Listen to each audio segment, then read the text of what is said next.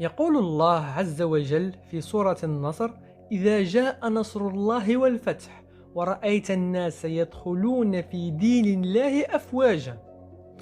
ربما كان الناس في الماضي يدخلون في دين الله أفواجا تحت تهديد السيف، لكن اليوم أصبح المسلمون يخرجون من دين الله أفواجا. اليوم في عصر السرعة والإنترنت وفي زمن الحاسوب والهواتف الذكية أصبح الإسلام في خطر، لأنك إذا أردت أن تكون مسلما ملتزما فيجب أن تبتعد عن هذه المحرمات والعياذ بالله. تخيل يا عزيزي المسلم أنه لم يعد فقط عامة الناس يكفرون بدين الإسلام، بل أصبح حتى المشايخ والناس التي أفنت حياتها في الدين تقرر تركه والابتعاد عنه. طبعا نحن في مجتمعنا المتخلف لا يستطيع الإنسان أن يقول أنه ترك الإسلام صوتا وصورة إلا القلة القليلة مثل أنا وبعض الأخوة اليوتيوبرز الآخرين. لذلك بحثت ووجدت أفضل قصتين لشخصين تركا الإسلام، وهو ما سأعرضه لكم في هذا الفيديو. سأعرض لكم أولا قصة عبدالله وكيف تحول من داعية إسلامي إلى شخص ملحد، ثم سأعرض قصة اسماعيل الذي اعتنق الإسلام عن قناعة وظل يعبد الله لمدة 16 سنة ليقرر في الأخير هو أيضا ترك الإسلام.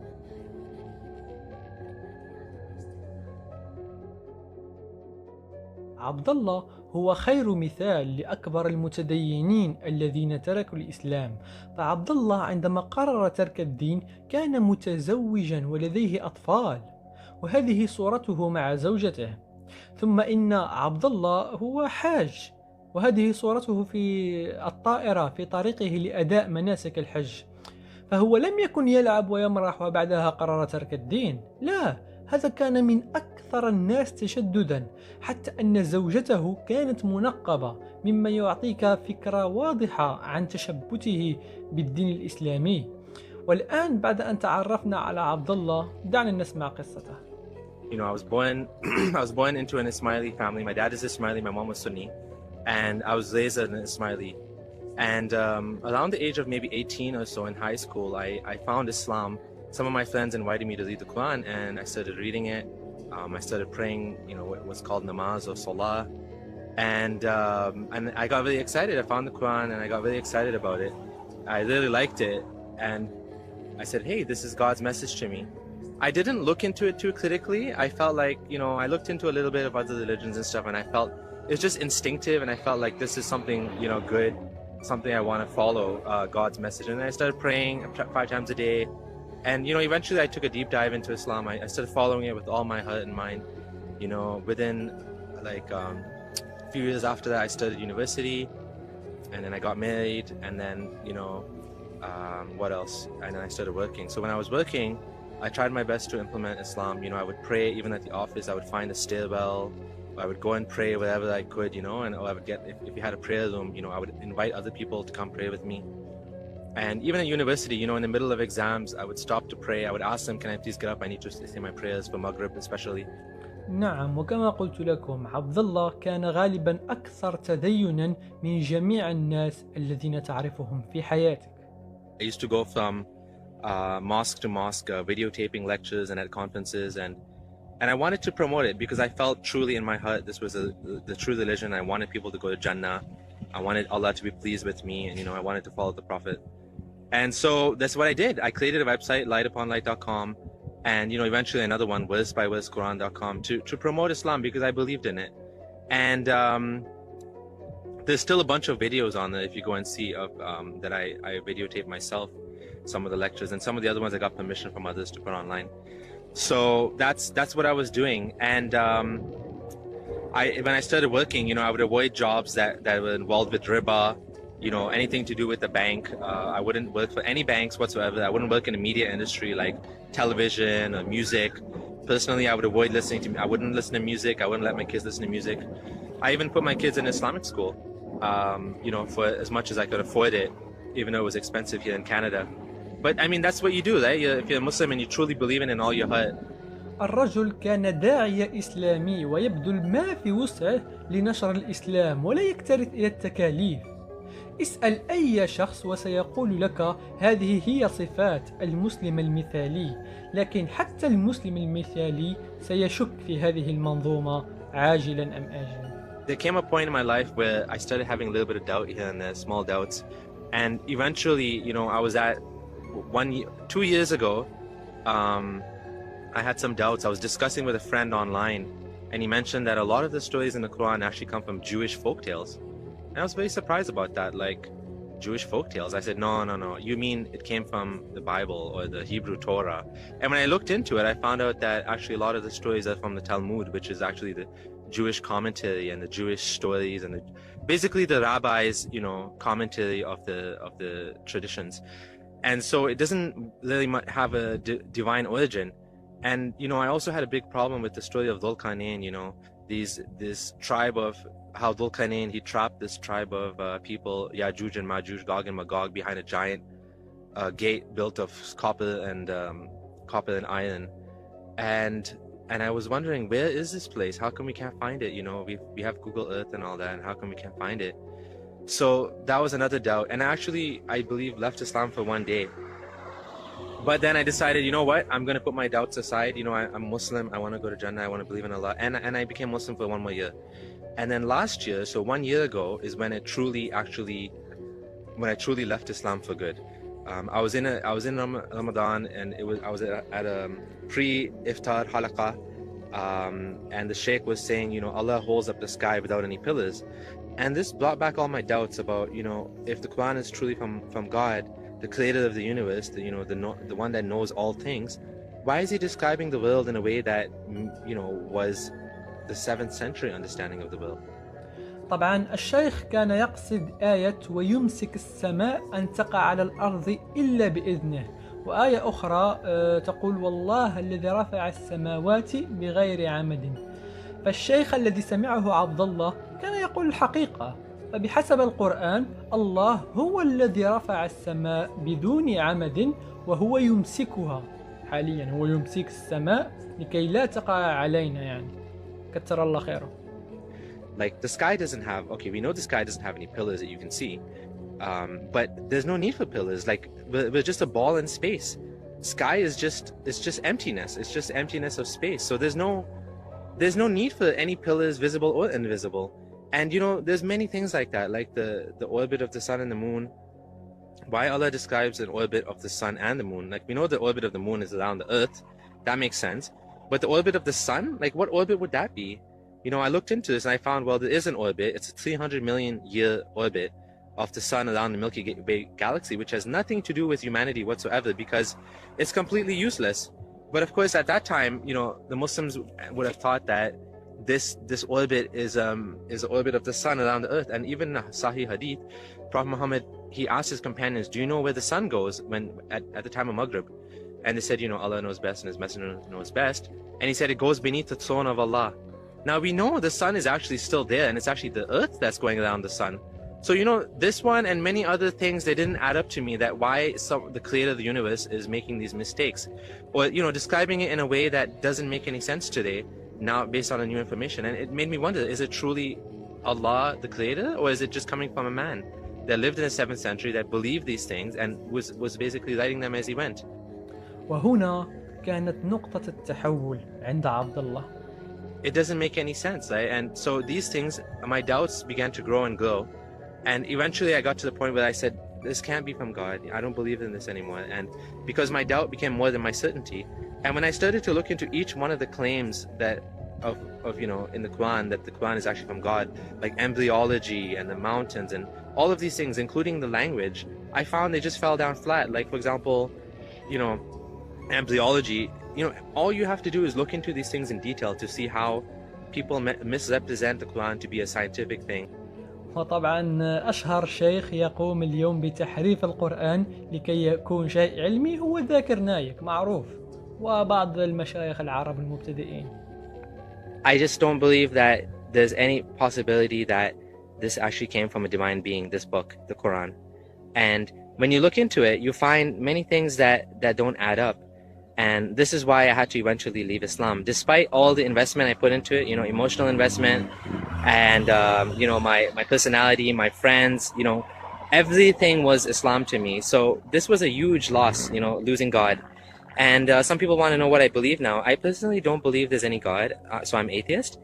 But you know, if someone would ask, well, where did everything come from? I would say I'm still learning, and I don't think we have all the answers. But it is possible there is a force, you know, outside of the universe. I don't know if you wouldn't call it necessarily God. You could call it God, but you know, a force, a power, a being that made everything into what it is. But this being, from what I can tell, you know, either does not care about us, or does not know about us, is not interested in us, you know, doesn't answer dua, doesn't, like, if you just look at the state of the world today, all the suffering and all the pain, it does not look like there's any God out there that cares for us, that's looking out for us. And in fact, that's what I believe, that if there is a creator, either he doesn't know about us or he doesn't care about us, and he's just letting all these things happen. نعم صدقت يا عبد الله. لو كان هنالك إله جيد لما سكت أبدا على جميع أنواع الظلم والشر والألم في هذا العالم. كانت هذه قصة الأخ عبد الله. لنمر الآن ونسمع قصة اسماعيل.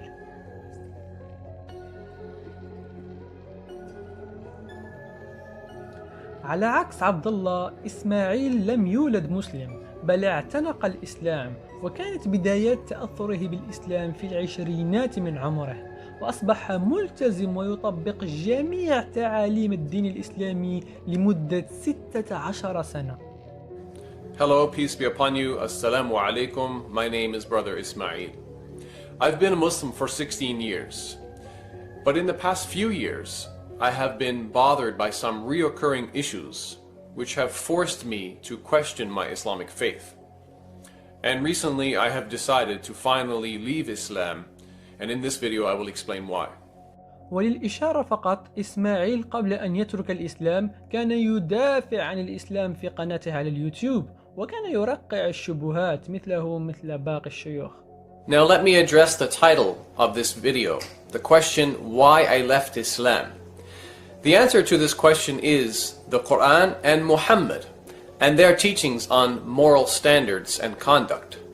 You see, over the past few years, I have found that I am no longer able to defend the Quran and especially Muhammad's morals and conduct.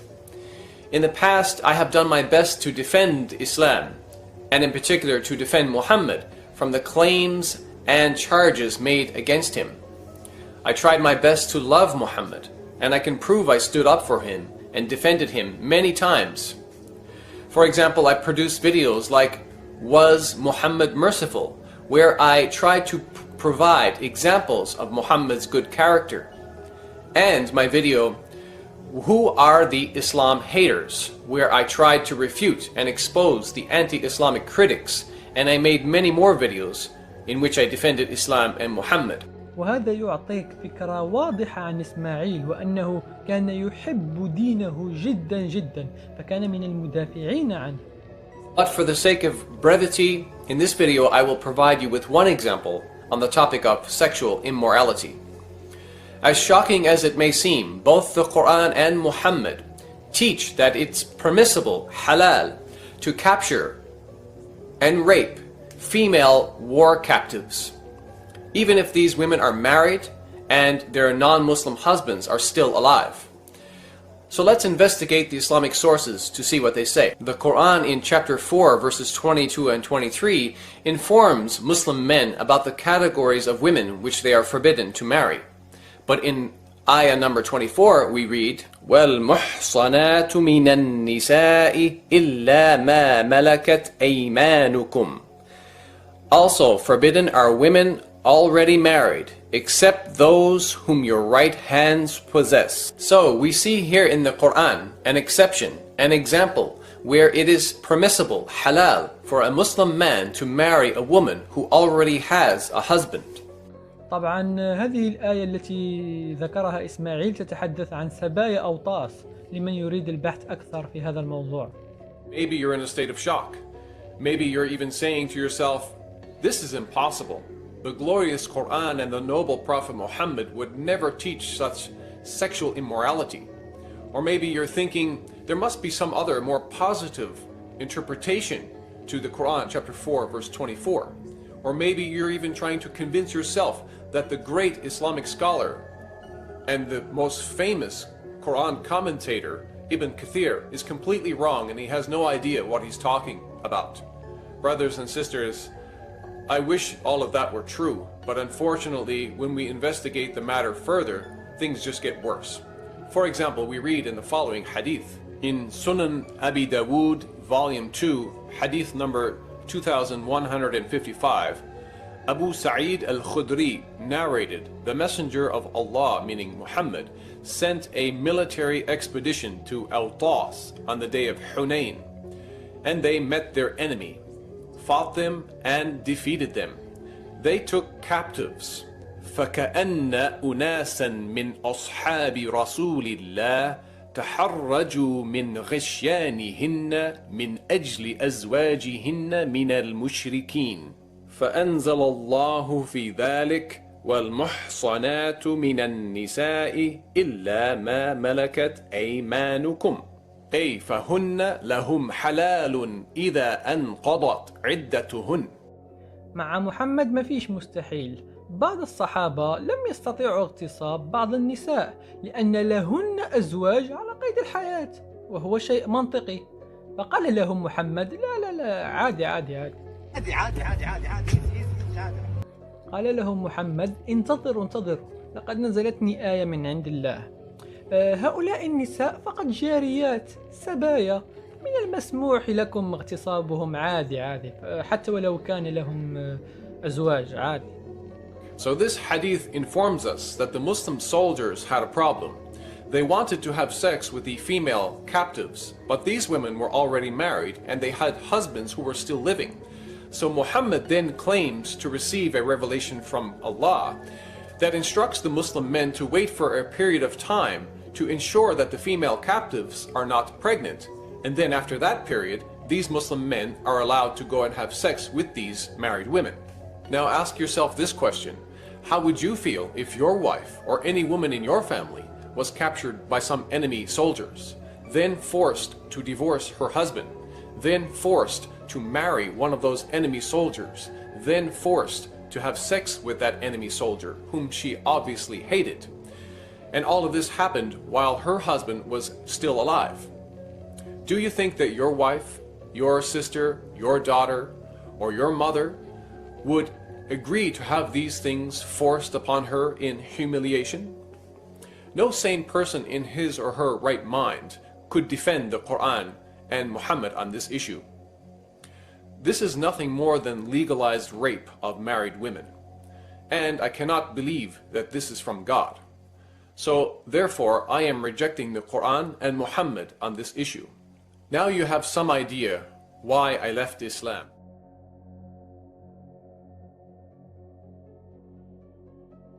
دائما ما نسمع عن الأكاذيب الشائعة، وهي 15,000 عالم أمريكي و40,000 مهندس صيني و5,000 طبيب روسي دخلوا في الإسلام بسبب آية من القرآن، ولكن لا نسمع أبدا عن شخص ترك الإسلام. وإذا سمعنا عنه في الجرائد أو الأخبار دائما ما تكون سمعته سيئة جدا، لأن الهدف هو إظهار من يعيش بدون الإسلام على أنه ضائع. لكن الضياع الحقيقي هو أن تضيع حياتك في هذا الدين، فهو فعلا لا يستحق. ملايين المسلمين يتركون الإسلام سنويا بفضل الإنترنت، وقصة اسماعيل وعبدالله خير مثال. كان هذا فيديو المسلمون يتركون دين الله أفواجا. إلى اللقاء وأراكم في فيديو جديد.